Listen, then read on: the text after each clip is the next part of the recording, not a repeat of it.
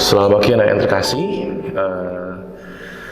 Kita akan melanjutkan pembelajaran kita dengan tema yang kedua, yaitu Yesus mewartakan kerajaan Allah dengan tindakan. Kalau tadi kita telah mendengarkan bahwa Tuhan Yesus itu mewartakan kerajaan Allah dengan kata-kata. Saya akan sedikit mereview lagi tentang itu. Pertama, caranya apa? Yaitu dengan perumpamaan yang diberikan Tuhan Yesus. Yang kedua adalah kata-kata yang meneguhkan. Yang ketiga adalah kata-kata yang menyembuhkan. Dan juga yang keempat adalah kata-kata yang menegur atau teguran yang diberikan Tuhan Yesus. Sekarang kita akan masuk ke dalam tema berikutnya, yaitu Yesus mewartakan kerajaan Allah dengan tindakan. Seperti yang bisa bahas ke dalam video sebelum ini, setiap orang punya gaya komunikasi yang berbeda-beda. Kata-kata kadang-kadang tidak cukup untuk menunjukkan kasih kita kepada orang lain. Aku mengasihimu, tapi kamu tidak pernah memberikan apapun untuk dia. Aku mengasihi papa lo, aku mengasihi mama lo, tapi kita tidak pernah menunjukkan tindakan di mana kita benar-benar menunjukkan bahwa ini adalah tindakanku karena aku mengasihi papa mamaku. Demikian juga sebaliknya, ketika orang tua kalian mengatakan, oh aku sayang sama kamu nak, tapi tidak ada bentuk-bentuk tindakan yang nyata yang kita terima dari orang tua kita bahwa yang menunjukkan kita dikasihi oleh mereka. Tapi yang jelas adalah kasih orang tua itu luar biasa, ya. Tanpa mereka menunjukkannya dengan kata-kata, tindakan yang ditunjukkan kepada kalian yang sederhana, misal ibu atau mama memasakkan kalian, atau papa mengantarkan kalian ke sekolah, menyekolahkan kalian, kemudian orang tua bekerja untuk mendapatkan uang supaya kalian bisa bersekolah dengan layak. Itu adalah sebuah wujud bahwa orang tua kalian mengasihi kalian. Artinya, kata-kata dan tindakan tidak bisa dipisahkan dalam sebuah ungkapan kasih. Karena ungkapan kasih harus ada kata-katanya, juga ada tindakannya. Nah, ya kan? Hari ini Tuhan Yesus ingin mengajak kita melihat bahwa setiap upaya yang dia lakukan, baik itu melalui kata-kata ataupun tindakan, adalah sebuah upaya yang dia wujud nyatakan untuk mewartakan kerajaan Allah. Gitu ya. Salah satu tindakan Yesus dalam mewartakan kerajaan Allah saat dia membangkitkan Lazarus. Ada yang tahu Lazarus? Lazarus itu adalah saudara laki-laki dari Maria dan Marta. Tahu ya? Saudara laki-laki dari Maria dan Marta yang sangat dekat dengan Tuhan Yesus. Artinya Maria, Marta, dan Lazarus adalah keluarga yang dianggap dekat dengan Tuhan Yesus. Jadi mereka bertiga ini adalah keluarga. Maria, Marta, dan Lazarus adalah sebuah keluarga, satu keluarga bersaudara. Dan Tuhan Yesus memiliki relasi personal dengan mereka dan dekat dengan mereka. Lalu suatu ketika Lazarus meninggal, jadi setelah sakit, kemudian Lazarus meninggal, Tuhan Yesus sangat masyhur atau terharu. Kemudian dia melakukan aksi nyata dengan membangkitkan Lazarus yang sudah meninggal. Jadi tindakan apa yang dilakukan oleh Yesus sebagai bentuk kasihnya yang nyata? Membangkitkan Lazarus, ya. Lalu Tuhan Yesus itu membuat orang-orang dalam peristiwa itu merasakan kasih Allah yang hadir langsung, membawa perubahan nyata dalam kehidupan mereka. Allah yang baik, Tuhan yang mengasihi, itu tidak hanya diomongkan oleh Tuhan Yesus, tetapi ditunjukkannya secara nyata. Contoh yang pertama, lalu ketika Tuhan Yesus memberi makan 5.000 orang, tergerak oleh belas kasihan, Tuhan Yesus itu melakukan sesuatu untuk orang-orang yang kelaparan pada waktu itu. Ya kan, dalam peristiwa itu banyak orang yang mau mendengarkan Tuhan Yesus, mendengarkan pengajaran Tuhan Yesus, dan pada saat itu mereka pasti dalam kondisi kelaparan. Dan Tuhan Yesus tergerak oleh belas kasihan. Kalau kalian mengamati, ada banyak peristiwa-peristiwa mujizat yang diawali dari ketergerakan hatinya Tuhan Yesus. Tergerak oleh belas kasihan, Tuhan Yesus melakukan sesuatu tindakan untuk orang banyak. Lalu di dalam peristiwa tadi, ketika orang banyak yang kelaparan, ia menyembuhkan orang yang sakit dan menggandakan 5 roti dan 2 ikan. Ada lagunya ya. 5 roti dan 2 ikan, Tuhan Yesus yang memberkati. Dimakan 5.000 orang, sisa 12 keranjang. Jadi semua orang itu makan dengan kenyang dan masih ada sisa 12 keranjang. Begitu hebatnya kuasa Tuhan Yesus ya. Lalu kemudian sebagai sebuah konsekuensi atas pengajarannya tentang kerajaan Allah, tentang kasih Allah itu, Tuhan Yesus menderita dan rela memanggul salibnya sampai wafat. Jadi dengan demikian Tuhan Yesus itu berani mempertanggungjawabkan dan mengambil resiko atas kebenaran yang ia lakukan dan ia katakan.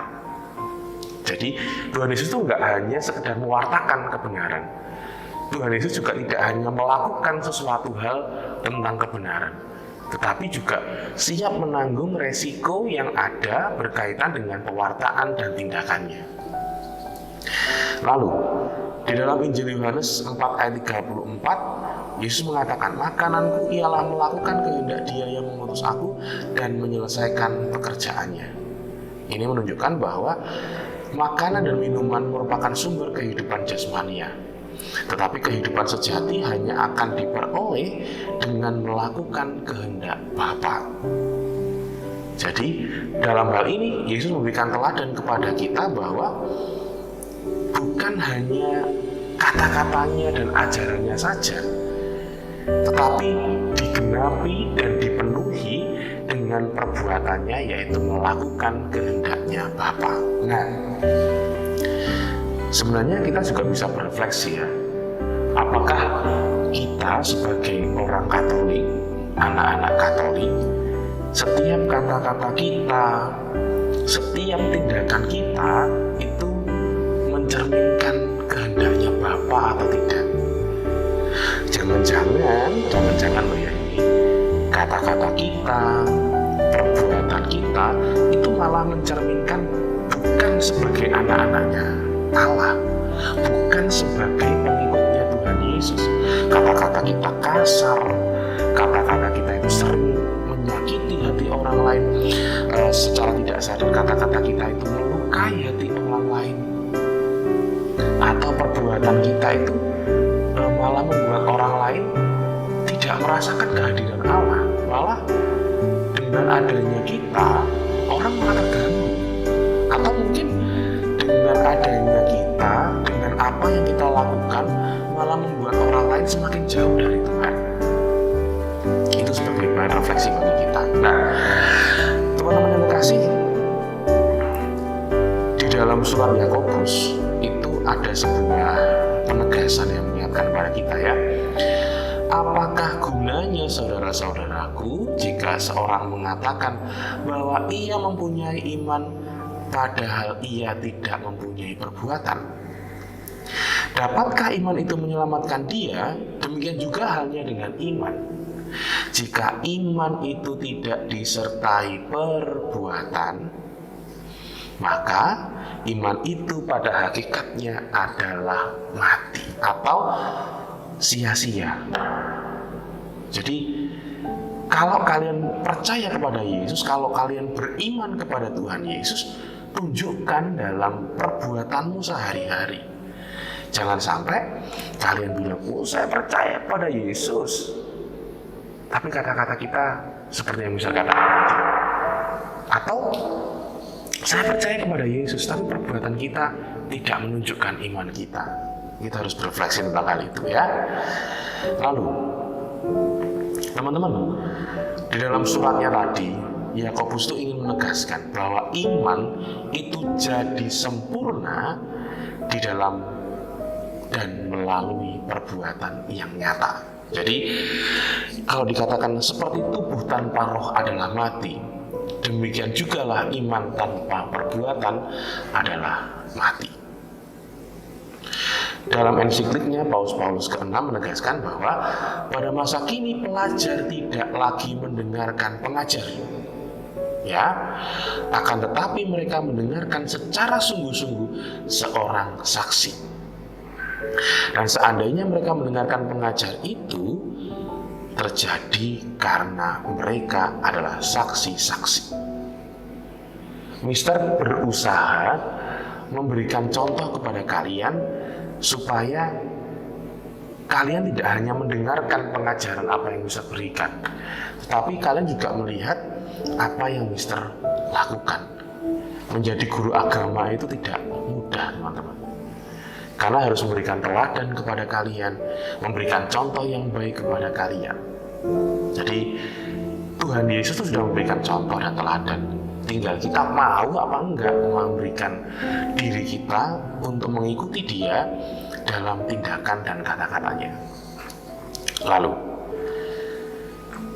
hari ini kita juga diperkenalkan kepada seorang tokoh. Namanya adalah I.J. Kasimo. Mungkin kalian asing dengan nama itu. Tetapi I.J. Kasimo adalah seorang menteri persediaan pangan untuk rakyat pada zaman pemerintahan Presiden Soekarno. Beliau juga menjadi pendiri Partai Katolik, tetapi beliau tetap menunjukkan sikap sederhana dan bersahaja. Meskipun beliau seorang Katolik yang taat, tetapi beliau berjuang demi kepentingan seluruh rakyat, tidak hanya untuk orang Katolik saja. Jabatan menteri yang diterimanya tidak membuat dia menjadi angkuh dan gila hormat.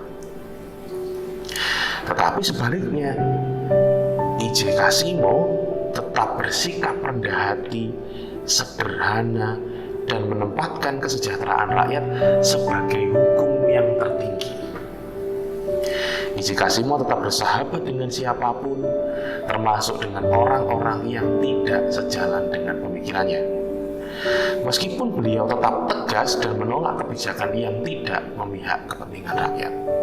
Jadi, kita diberikan teladan hari ini. Yang pertama, Tuhan Yesus, melalui kata-kata yang diucapkannya, melalui tindakan-tindakan yang dia lakukan, karya-karya yang dilakukan di dunia, penyembuhan-penyembuhan, mukjizat-mukjizat yang dia lakukan, yang berujung pada konsekuensi ia harus menderita, wafat, dan dimakamkan. Itulah konsekuensi logis yang dia terima karena pewartaan yang dia lakukan. Maka sebuah refleksi bagi kita, teman-teman, dengan menjaga kesesuaian antara kata-kata dan perbuatan, kebenaran seseorang akan tampak. Kebenaran kata-kata setiap orang akan semakin meyakinkan orang lain apabila dapat disertai dengan perbuatan yang nyata. Kesesuaian kata dan perbuatan menempatkan setiap orang sebagai pribadi yang pandai menjadi teladan. Mister ingin mengajak kalian semua sebagai anak-anak Katolik, ayo mulai hari ini kita belajar menjadi pribadi yang bisa diteladani. Belajar menjadi pribadi yang bisa dicontoh oleh teman-temannya. Kita mulai dari kebiasaan-kebiasaan sederhana. Ramah terhadap teman-teman, memberikan senyum kepada orang lain, ya kan? Ketika ketemu dengan teman, ketika ketemu dengan guru, ya, selamat pagi Miss, selamat pagi Mister, dengan penuh sukacita. Kemudian kita rajin dalam mengumpulkan tugas. Kita memberikan yang terbaik yang bisa kita usahakan, bukan untuk manusia, tetapi untuk Tuhan. Jadi hari ini kita telah belajar tentang Yesus yang mewartakan kerajaan Allah dengan tindakan. Tuhan memberkati.